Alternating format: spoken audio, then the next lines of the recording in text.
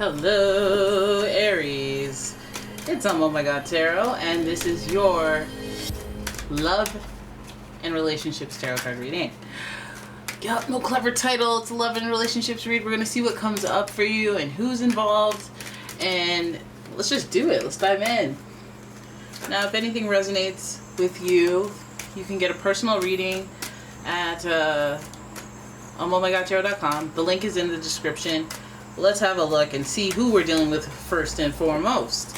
So who's popping up in Aries' love life? Who's popping up in Aries' love life? Who's popping up in Aries' love life? Well, Aries, you have a Pisces popping up in your love life. And this energy is wistful, endlessly loving, compassionate, and forgiving. It also confuses and softens resolve. Oh, Aries. Now, Pisces are the most hopeless romantic of the hopeless romantic signs. You're the first, they're the last. So there's some type of energy there with beginnings and ends. There's a lot to learn from each other. And Pisces is very emotional, very sensitive. So that's in contrast to your short-temperedness. You're just like cut to the chase, let's cut to the chase. Let's get, like, why are we dragging this out? Like, you guys are ambitious, you guys want things to keep moving, whereas Pisces is a very slow moving person. So you have a very, like, I'm not going to say wishy-washy person coming into your love life, but somebody who values emotions and romance and feelings more than anything else. Okay? So then who else is popping in? Somebody who's very relationship oriented even further. We have Libra, who is your direct polarity on the zodiac wheel. This energy is diplomatic and gracious. It seeks harmony and balance in relationships. So it's already looking good. This person seems very balanced and fair when it comes to relationships. But with that, it could lead to some truths that we don't want to deal with if we don't agree with. But this person also very romantic, very about that love. We see that with the rulers, which Libra's ruler is Venus, and Venus is exalted in Pisces, so it's the feelings of pleasure are definitely present, but there's fairness and there's justness, and this person wants things to be fair, so that's already a good thing. And they want balance, so they don't want you to expect too much, they don't want to give too little, and vice versa. And finally, okay, so this is where it gets hot and heavy. We've got Scorpio here. And so the energy is intense, masterful, thoughtful, and magnetically charming, but also secretive and possessive, Aries. And like all these signs are somewhat connected to you in a weird way, because even Scorpio is ruled by the planet Mars, and the planet Mars is your planetary ruler. I know Scorpio is also ruled by the planet Pluto, and so that gives us that whole rebirth, karma type energy. Reincarnation, but it seems like this person has this deep connection to you. It may even feel like a soulmate connection. It may feel like a twin flames connection. It's just a bigger than physical experience type of connection, or that's the way that they treat their relationship with you. So this is the person who's trying to pop up in your love life. They have intense emotions, intense feelings, and intense expectations when it comes to this relationship. They want things to be fair. They want things to be romantic, but they don't want to be the only one putting in all of the effort. This person may give you blind loyalty. This person might expect blind loyalty in return. So this person popping up is, damn, it feels like they're very emotional, and they might even be a little tit for tat just because they put an emphasis on they want things to be fair, they want things to be balanced. So you heard me shuffling away. You can hear me shuffling away. And I'm shuffling away at the Golden Universal Tarot. All of the decks that I use are in the description. This is the Golden Universal. I say it twice so you can know. And let's have a look, because this person seems rather emotional, but let's have a look at what direction this goes in. So let's see how this person, what we need to know, what does Aries need to know about this person that's popping in. Alright, let's have a look. Ooh, this person is, are you pondering what I'm pondering? Type energy. Okay, so this person is doing some really deep thinking, which is pretty cool, pretty interesting. because it kind of makes you come in towards the end of a story where they're trying to decide, where do we go from here? What do we do? This person, I mean, if this person has already been in your life, they're wondering if they can keep up with this effort that they're putting in. Like, if they're looking at how much maintenance will this relationship require. You know, I'm romantic, but can I put up with the highs, the lows?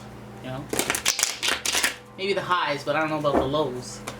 Okay, and this person is very, very passionate. So this person might, you know, be hit in an area of just having self-doubt or having doubt in the relationship because of the actions that have been taken, because of the actions that they foresee themselves having to take. So in some instances, this would mean somebody having to prove themselves, somebody who is not being met, or who's not living up to your expectations, who feels like they're always having to prove something, or they're gonna have to make up for something, or you know what I mean? And they're wondering if they can even do that.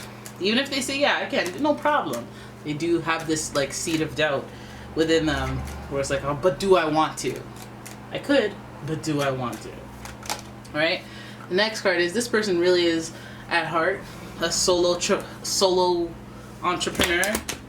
This person is an observer. They're here in this life to experience things and observe how those experiences have such an impact on their overall life. This person is the hermit.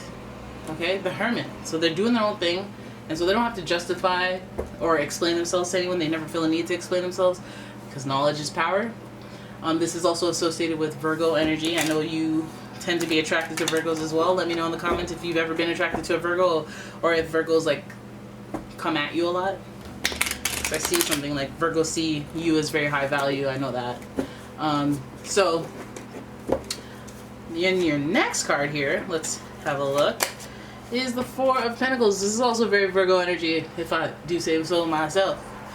This is being conservative. This is holding back. So this person that's popping in is feeling like I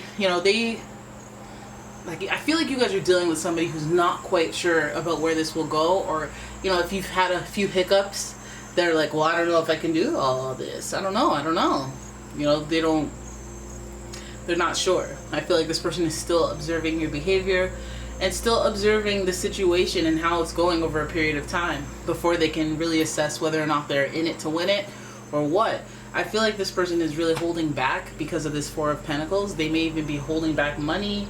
You know, you can pay for dinner. Oh, okay, well, let me not mention that I'm still dating. Let me not mention that I'm still, you know, in the mix of things when it comes to choosing. Let me not disclose the fact that I'm watching you and your behavior and seeing if you fit into my life. This is really a test, okay? So this person is giving a little bit of secrecy, which is, you know, it is connected to how they feel for sure. And a lot of people don't like to reveal their vulnerable feelings until they're sure that they can trust someone. And the only way to do that is through observation, no? Right, okay? The next card is the Queen of Cups. They're looking to see if you can connect not only on a romantic level, but a spiritual level.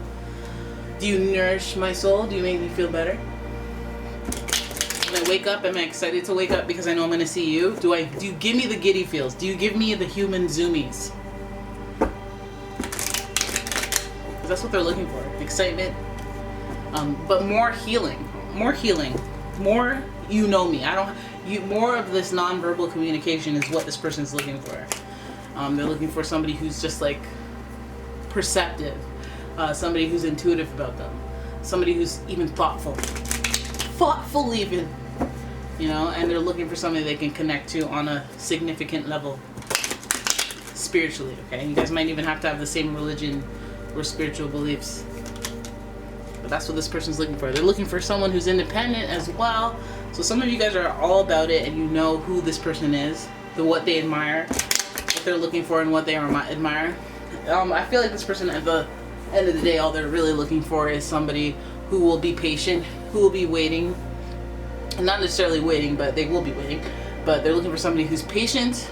They're looking for somebody who essentially doesn't want anything to be too serious right away. They're holding their cards very close to them. This means they're, you know, reluctant to be vulnerable with you, which is understandable, especially if you've like literally met this person online and there's no mutual friends or any type of connection. It's a process of learning about another person, and that's what this person's counting on. It feels like there's like this depth to who they are and who they give their hearts to, which is understandable. But if you really do like this person, I feel like it's that excitement that'll cause you to have missteps if they're not receptive, and especially if they're not like reciprocating the energy back. You'll be like, well, there's problems because they're not as giddy and happy and da da da. Like, for all you know, they could be excited and be like, good man, like towards your whole energy. But you know, they don't want to let up. They don't want to show you that they're excited, because then that makes you go, oh, you like me, eh? All right, so now I can threaten to leave you to get what I want. You know, they don't want that. It feels like they're into chess, not checkers. But I think that this might even just be the criteria to have stability in their life, because once you are in on that stability, and they're into that. They just are looking for someone who spiritually nourishes them. And with this Nine of Pentacles, I feel like they want somebody who's sure of themselves, based on they've accomplished things or they've paid their dues. So they have this level of confidence that about their position in this world. Their feet are firmly planted on the ground. In their independence, and that's what they're looking for in a partner. That's what they're looking for in whatever situationship they're trying to get into. It does feel like this person does value a lot. They do value a lot of your independence, and particularly, you know, let's say that you're the more responsible one, or you're the one who's thriving financially or in business. They are looking up at that as a perk, but I think that with that, they're trying to be the type to not really show that it matters to them. Like, they want to have somebody who's emotionally intelligent, and somebody that cares about their sob stories and whatnot. Somebody who wants to help them. We also have this Virgo energy. That's the helper of the zodiac, and you know, so if you're trying to help and you're trying to shell out money while this person's holding back their coin, this is something that they may be interested in, just even to see if you would do it. You know, this person may be very successful in their own right. They may have their ways, and they just want to see if you'll hold it down, if you'll be loyal. You know, when it comes to money anyway, or time and resources as well. They just want to see if you're going to put in the effort, and they're going to see how you behave when you're around them, or when you're dating, or when they're getting to know you. They just want to see who you are, how generous you are, how nourishing or nurturing you are to them. And yeah, that's what they're looking for. That's your love life. You got somebody who's coming in with the right values. They're looking for the right thing. Now, they may not necessarily be a match, but this is the person that's coming next. They are looking for the right things, and maybe even if they're not the right match for you, you may be learning a bit about them and what their boundaries are, what their criteria is, and that might help you kind of shape your own. Like, oh, I didn't know I wanted somebody who always opens the door for me. I thought I didn't care about that. That's actually a really nice feeling. Or this person that calls me a queen or a king in front of people we don't know, people we do know. All these little nuances that may have gained value by this experience with this person. So there it is. That is your reading. I hope you enjoyed it. If you did, please give the video a thumbs up and subscribe to the channel. Leave a comment, share the video, and if you'd like your own personal reading, check out the description. There's a link to the website. And if you'd like a candle or any handmade products like bath bombs, home stuff, go ahead and check out my Etsy shop. And yeah, thank you so much for watching, guys. I'll see you in the next one. Ciao.